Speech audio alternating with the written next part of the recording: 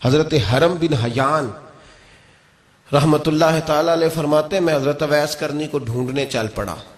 ڈھونڈنے بھی اسے نکلا جسے کسی نے نہیں ڈھونڈا اور جو کبھی کسی کو نہیں ملے. حضرت اویس کرنی، یہ فکرہ کسی درویش نے نا حضرت اویس کرنی کے لیے کہا ہے. یہ فکرہ پورا فیٹونی پہ آتا ہے. اسی کسی دے کچھ نہیں جے لگ دے تے نہ کوئی ساڈا دردی، کوئی جرانہ نہیں، کوئی دوستانہ نہیں. حضرت اویس کرنی کا مزار بھی کنفرم نہیں کہ کدھر ہے. بس اسی کسی دے کچھ نہیں لگ دے. کیا ضرورت ہے؟ بس ٹھیک ہے، اپنا جو ہے انداز سارے زمانے سے علیحدہ کر کے رکھا انہوں نے، علیحدہ، الگ تھلگ. تو حضرت خواجہ اویس کرنی کو ڈھونڈتے ڈھونڈتے کہتے ہیں میں گیا، کرن گیا. حضرت حرم بھی نہیں، یہ داتا صاحب نے اس کو لکھا ہے. فرماتے ہیں میں گیا تو مجھے لوگوں نے کہا وہ تو حج کرنے چلے گئے. کہتے ہیں جب میں مکے گیا تو میں نے لوگوں سے پوچھا اویس کرنی آئے تھے؟ کہنے لگے ہم تو نہیں جانتے. یہ تو میرے جیسے لوگ ہوتے ہیں نا جن کی تصویریں زیادہ نکلتی ہیں تو جن کی ویڈیو زیادہ ہوتی ہے تو لوگ زیادہ جاننے لگتے ہیں، ورنہ رب کریم کے بندے تو چھپے ہوئے چکر میں پڑے ہی نہیں. کون اویس کرنی؟ تو انہوں نے کہا کہ حضرت اویس کرنی، چہرے پر برس کے داغ ہیں، کمزور سا وجود ہے، داڑھی زیادہ گھنی نہیں. جب حالات بتائے تو کہنے لگے اس طرح کا ایک شخص آیا تھا، اس نے طواف کیا تھا. پہلے بھی دنیا کرتی ہے پر جب اس نے کیا ہے نا تو اس کے طواف نے وہ خود بھی رویا ہے اور بھی بڑے روئے ہیں. وہ جب حجر اسود پہ آیا ہے تو رنگ بدلتا دیکھا ہے. کہا وہ کدھر گئے؟ کہنے لگے پورا نہیں پتا، اتنا ضرور خبر ہے کہ ان کے انداز بتاتے تھے کہ اب مدینے جائیں گے. جناب حرم بن حیان کہتے ہیں پھر میں مدینے گیا، میں نے خواجہ اویس کو ڈھونڈا. میں نے کہا یار میں نے حضرت خواجہ اویس کرنی کو ملنا ہے، کسی نے بتایا ہے کہ وہ مدینہ شریف آئے. تو لوگ کہنے لگے ہم نہیں جانتے وہ کون ہے. لیکن نا دنیا جان گئی، دنیا میں بڑا کچھ ہو گیا، بائی نیم لوگ جاننے لگے، ہوٹلوں پہ پہچاننے لگے، سڑکوں پہ پہچاننے لگے. لیکن بات تو یہ ہے کہ جن کو پہچاننا چاہیے اگر وہ پہچان لیں پھر تو بڑی بات ہے، پھر تو بڑی بات ہے. لیکن اگر وہاں ہی پہچان نہ ہو سکے تو پھر تو معاملہ بڑا الگ سا ہے نا. عزیز بھائی، حضرت خواجہ اویس کرنی کے بارے میں پوچھا تو مدینہ شریف کے زائرین اور وہاں کے مقامی لوگ بھی کہنے لگے کوئی نہیں پتا، ہم نہیں جانتے، ملے ہی نہیں. تو کہا باریک سا وجود ہے، پرانا سا لباس ہے، برس کے داغ ہے، چہرے پہ داڑھی زیادہ گھنی نہیں، کسی کو پاس نہیں بٹھاتے. اور پھر ایک جملہ اور کہا سنا ہے روتے ہیں تو بڑے درد سے روتے ہیں، سنا ہے بھیگی رہتی ہیں پلکیں، سنا ہے ان کی پلکیں بھیگی رہتی ہیں. میں 2-4 دن پہلے کسی سے سن رہا تھا شعر، اس نے کہا تھا ایک واری میری آنکھیاں تو انہوں نے اتھرو پونجے سن ہن چسکا پہ گیا رونے دا ہر ویلے یا ہو زاری ہے. تو کہتے ہیں کہ وہ اس طرح کی اس کی کیفیت ہے. کہتے ہیں میں نے کہا یار وہی تو اویس کرنی تھے، کدھر گئے؟ کہنے لگے کوئی خبر نہیں. جب وہ آئے ہیں تو ان کے آنے کا انداز ہی نرالا تھا، سسکیاں اور آہیں نکل گئیں اس شخص کی جب وہ مدینے آیا. حضرت حرم بن حیان کہتے ہیں میں ڈھونڈتا رہا، تلاش کرتا رہا، پھر میں ان کو ڈھونڈتے ڈھونڈتے عراق میں آیا تو نہر فرات کے کنارے ایک کمزور سے آدمی کو ریت کے ٹیلے پر بیٹھ کے وضو کرتے دیکھا. کہتے ہیں جب ان کا وضو مکمل ہوا تو میں نے کہا السلام علیکم. تو کہتے ہیں انہوں نے چہرہ نہیں پھیرا، وہیں بیٹھے بیٹھے کہنے لگے وعلیکم السلام یا حرم بن حیان، یا حرم بن حیان وعلیکم السلام. تو کہتے ہیں میں نے کہا کہ من انت، آپ کون ہے؟ تو کہنے لگے وہی ہوں جسے تم مکے اور مدینے ڈھونڈتا رہا. تو کہتے ہیں میں نے کہا حضور آپ میرا نام کیسے جانتے ہیں؟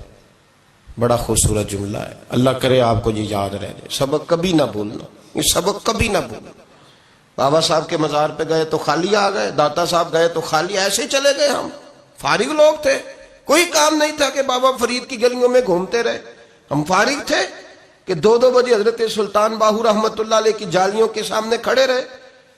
ہم کو پتھر چاٹنے والے لوگ تھے کہ آدھی رات بیت گئی اور ہم بزرگان کرما والا شریف کھڑے رہے. یہ کیسے ہو گیا کہ محدث اعظم کے مزار پہ کھڑے رہے؟ ایسے ہی کوئی بات تھی؟ حضرت اویس کرنی بول کر فرمانے لگے، کہنے لگے کیا کہا تو نے کہ میں تجھے کیسے جانتا ہوں؟ فرمانے لگے تو مجھ سے پیار کرتا ہے، عارف تو روحی من روحی کا، میری روح تیری روح کی جاننے والی ہے. یہ روحوں کا رشتہ ہے، یہ خطا نہیں جایا کرتا. عرفت روحی من روحی کا، میری روح تیری روح کو جانتی ہے. یہ کیسے ہو گیا؟ کوئی ایسے لوگ تھے تو اتنی جگہ مجھے تلاش کر آیا اور میں تجھے جانوں نہ؟ یہ کیسے ہو سکتا ہے؟ یہ کیسے ممکن ہے؟ تو ڈھونڈتا رہا گلی گلی اور میں کہوں کہ میں تجھے جانتا نہیں. فرمایا حرم بھی نہ جان میں، ہاں میں دعا کرتا ہوں اللہ کی بارگاہ میں کہ رب کریم مجھے اور تجھے جنت میں اکٹھا کر دے. کہتے ہیں جب انہوں نے یہ دعا کی تو وہ چل پڑے. میں نے کہا حضور کہاں جا رہے ہو؟ فرمانے لگے میرا پیچھا نہ کرنا، میں کسی اور منزل کا مسافر ہوں، اور جس رستے میں چل رہا ہوں نا ان منزلوں پہ ساتھ نہیں کسی کو لیا جاتا.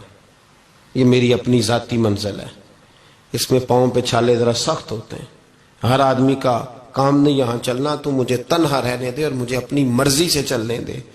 کہتے میں نے منت کی تو کہنے لگے بس تو نے جد و جہد بڑی کی تھی تو تیرے ساتھ ملاقات کر لی، تجھے پہچان لیا، تیرے ساتھ بات کر لی، ورنہ میں کہہ چکا ہوں اسی کسے دے کچھ نہیں لگ دے. اسی لیے میں نے حضرت غالباً امام شورانی رحمۃ اللہ علیہ کے حوالے سے پڑھا ہے کہ قیامت کے دن جب حضرت ویسے کرنی جنت میں جائیں گے تو ممکن ہے اس وقت بھی لوگوں کو دیدار نہ کرایا جائے، بلکہ امام شورانی کہتے ہیں اللہ 70,000 فرشتے ان کی شکل کے پیدا فرمائے گا اور ان کے جھرمٹ کے اندر چھپا کے انہیں جنت میں داخل کرے گا. ملاقات کس سے ہوگی؟ صرف انہی سے ہوگی جن کے لیے انہوں نے زندگی گزار دی. یا خدا سے ملیں گے یا مصطفیٰ کریم سے ملیں گے. یہ بھی لوگ تو محبت کریں. صالحین کا پیار، نیک لوگوں کی محبت، صالحین کی محبت رستہ آسان کرتی.